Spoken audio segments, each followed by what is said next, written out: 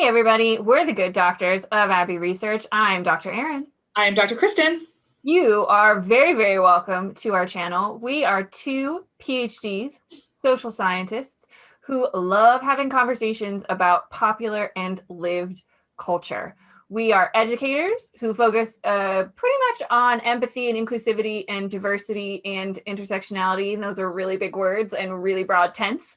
So there's a lot of things we can talk about within those tents, including diversity in Bridgerton, systemic racism, or Taylor Swift and how we totally didn't understand how horrible her life was as a teenager. All of those things we have talked about, and we will talk about much, much more. This video falls into our conversations about popular culture in particular.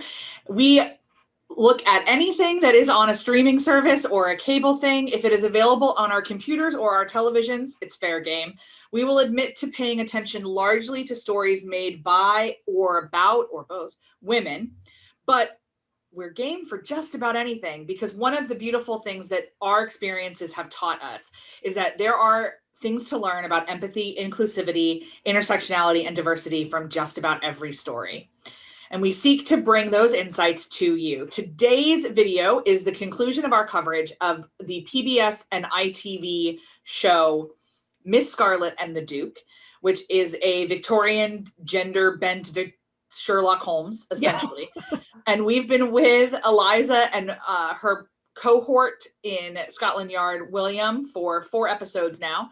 5 and 6 is much less focused on some of the social issues that we have talked about previous to this. There's much less meat on the bone in terms of that, because the show has to solve its main mystery, which is how and why Eliza's father died, which was the animating thing of the premiere. Yeah. When Eliza's father died and she had to figure out why. And all along, until the very end of episode 4, we thought that that was probably due to his alcoholism of some fashion, but nothing nefarious.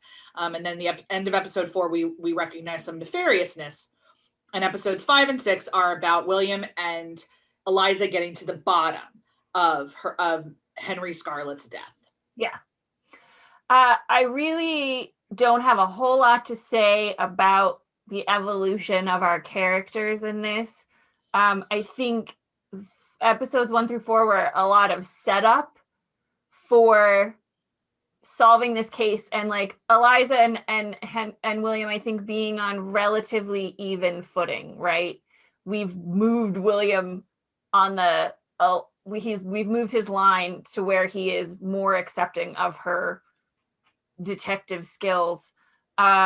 He still pushes back a lot. He still tries to protect her. She is, he believes, at risk, and so she's kind of under house arrest until they figure out what happened to her dad. There's a forgery and an underground ring of people trying to harm other people. It's a lot of things. There's a question. Somebody is involved at Scotland Yard. And eventually we find out by the end of episode 6 that it is William's partner. I don't even remember his name, but the guy who he works with all the time. Yeah, is it his part? Yeah, it is his gendarme or something like that. Yeah, like the guy. Yeah. I don't know. The portly fellow with the unfortunate mustache. Yeah, I don't even remember his name. And I watched episode 6 not that long ago. But I think, you know, it was a good way to end the series. They had to end this season with what happened to her father. And William recognizing that Eliza needs more credit and needs more help. They also sort of recognize that they might maybe possibly have feelings for one another a little bit when they're not frustrated and snarking. There was way more snark and no snogging, which was not great for either Dr. Kristen or I. The only thing I loved about, I enjoyed but the thing that I loved the most about episode 6 was that we learned that William also has visions of Henry and talks to him, which was adorable. The thing I loved about episode 5 was William undressing and redressing in his office, which, you know, might seem like me objectifying him, which I totally was, but it is also an indicator that there's a female gaze involved in the making of the television show and the writing of it, because that was unnecessary for plot development, entirely gratuitous, and for the women and men who are attracted to men watching the show. And I thank you for that service, woman who had that idea. And Stuart Martin for providing us with delightful screenshots. Thank you so much, sir. Thank you so much. I look forward to the GIFs that will be made and used out of that. So it seems like a silly thing to comment on, but really those are small moments where you can understand that a woman's perspective is being included in the show. And, you know, you can, I think, compare that to all the boobs we saw in Game of Thrones as a kind of counterbalance to when there's a lot of men involved in writing and producing a show. We get the male gaze, which is interested in the tits. Female gaze, also interested in nudity of a different form. So those were my two important takeaways. William talks to Henry, naked William. Dr. Kristen. I hate to be this person. Be this person. The show pissed me off. So I am not a slow burn person. I am not somebody that loves a romance that like you pine for 700 pages and then you finally confess. I respect that is really what happens in real life. But like, I'm not here for real life. And my thing with William and Eliza, and I was talking to our wonderful video editor, Eleanor, about this, and essentially for both Eleanor and I, they passed the point where I can buy that they'll have a good relationship. Like that if they finally get together, which it appears from interviews with Rachel New, she is also using the interview I read said that the lesson that she took from the very famous 80s sitcom Moonlighting with Sybil Shepherd and Bruce Willis was that the show was great when it was all unresolved sexual tension and began to be terrible when it was resolved sexual tension. Yeah. And it doesn't have to be. Like, resolved sexual tension can still be really fun. And I love established relationship shows. I would love to watch Eliza and William try to figure out how to be like dating and also working together. Effective. Like that would be a lot more fascinating to me than this constant antagonism that is dressed up as sexual tension. Yeah. And they probably, if they had kissed, if they had actually snogged in episode 4 or 5, and then like maybe gone back to this, like that would have been interesting. Like, okay, we acknowledge this and we're gonna do something with it. Yeah, because that happens a lot. That's a huge romance trope. The mistake kiss, and now we have to go back to the way things were, but we can't because we can't. We have to figure that out because that's also something that happens in real life. So like all of that is fine. That there's just the snark and just this simmering tension. For me, I just don't know how these people, when they've been given several opportunities to act on their sexual tension, there have been many opportunities where they've been alone or there was a moment in the camera or things like that. Oh. And every time they're given the choice to be vulnerable with each other or be sarcastic or be stubborn and sarcastic with each other, they've generally shown stubborn and sarcastic. Yeah.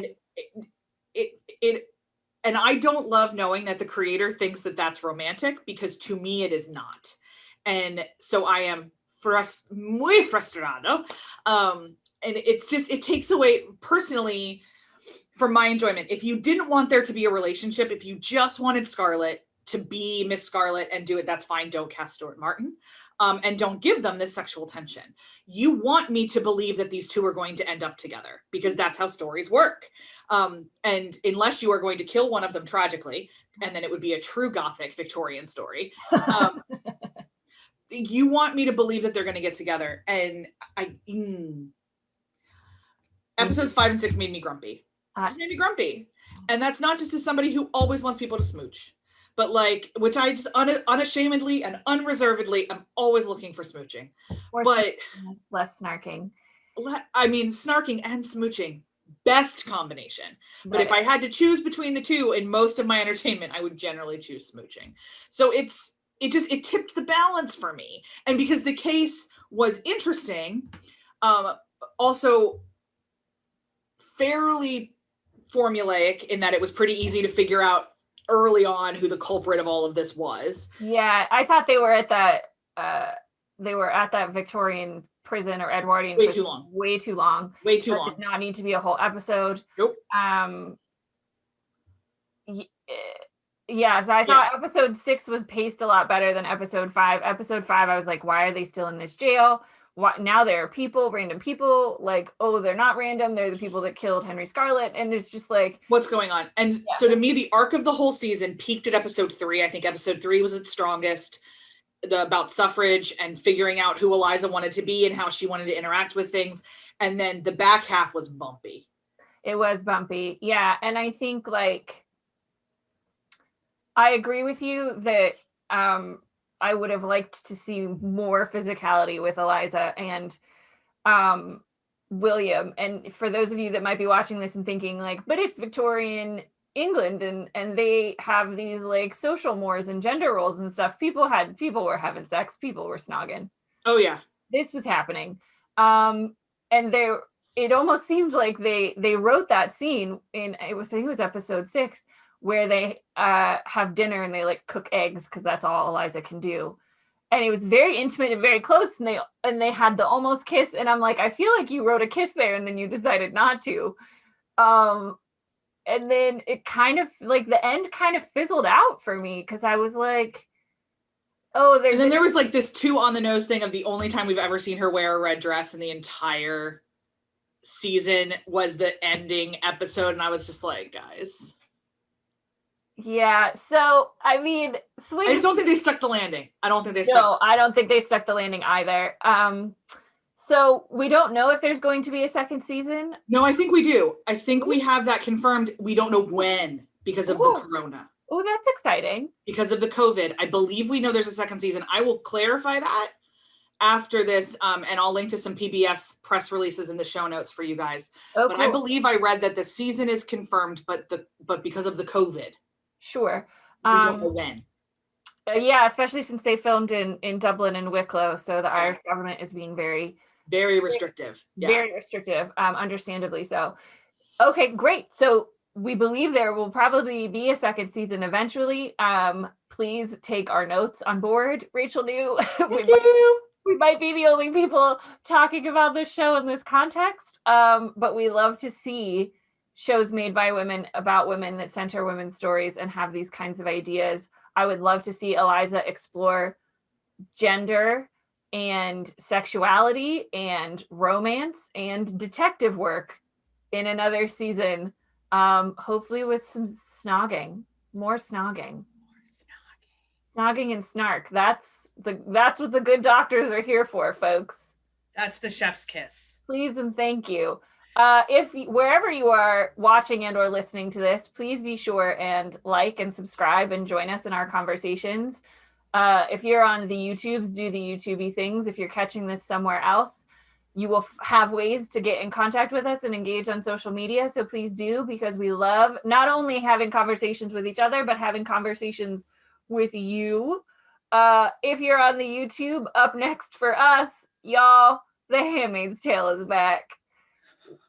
With season, we're gonna gird all loins and buckle in because the previews are not promising that either Dr. Erin or I are going to enjoy this, but we will do this for you. Very nervous about where they're going with all our favorite characters and June and the June of it all. The June of it all. So if you continue with the Good Doctors on our pop culture series, we will see you next for The Handmaid's Tale or wherever else you find us in whatever platform, streaming service, you name it. We hope to see you again soon, and we'll talk to you then. Bye, guys.